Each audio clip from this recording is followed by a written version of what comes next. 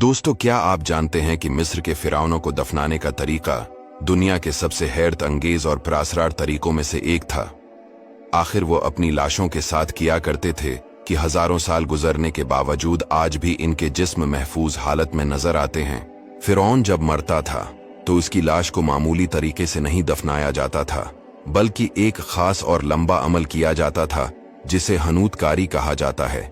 इस अमल का मकसद फिरौन की लाश को गलने सुड़ने से बचाना और सदियों तक सलामत रखना था। सबसे पहले मरने वाले फिरौन के जिस्म से उसके तमाम अंदरूनी आज़ा निकाल लिए जाते थे, लेकिन खास बात यह है कि दिल और आंखें अक्सर छोड़ दी जाती थीं। मिस्रियों का मानना था कि दिल आखिरत में हिसाब किताब के लिए जरूरी होगा।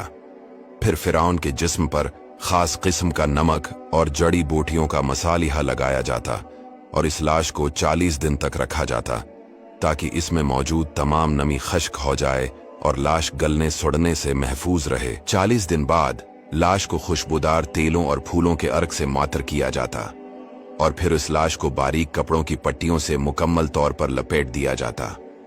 ये काम उस कदर बारीकी से किया जाता कि जिस्म एक मुजस्मे की तरह सख्त और महफूज हो जाता।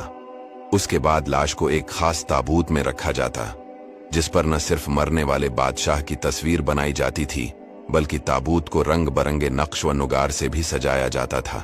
फिरौन की जिंदगी की कहानी, इसकी कामयाबियां, इसके ख्वाब और उसकी आखिरी रसूमात की तफसील भी इसके कमरे या मकबरे की दीवारों पर तस्वीरों और तहरीरों की शक्ल में नक्श कर दी जाती थी ताकि आने वाले लोग जान सकें कि ये बादशाह कौन था। कभी कभार तो ताबूत के अंदर छोटे छोटे हनूत शुदा परंदे, जानवर और कीमती अशिया भी रखी जाती थीं, क्योंकि फिरौन का मानना था कि वो सब चीजें उसे अगली जिंदगी में काम आएंगी। यही वो वजूहात हैं कि आज हजारों साल गुजरने के बावजूद जब उनके मकबरे खोले जाते हैं तो उनकी लाशें हैरत अंगेज हद तक महफूज नजर आती हैं।